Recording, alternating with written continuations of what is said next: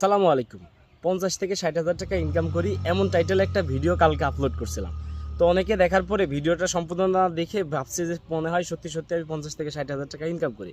তো তাদের উদ্দেশ্যে বলি আমার ৫০ থেকে ৬০,০০০ টাকা ইনকাম হয় না, কিন্তু ভিডিওতে আমি বলছিলাম যে ৫০ থেকে ৬০,০০০ টাকা ইনকাম করা সম্ভব।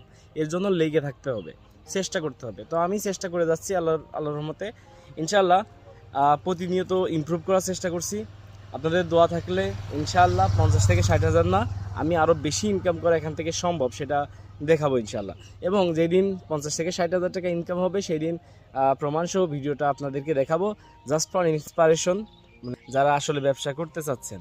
তো আশা করি আমার বিষয়টা ক্লিয়ার বুঝতে পারছেন।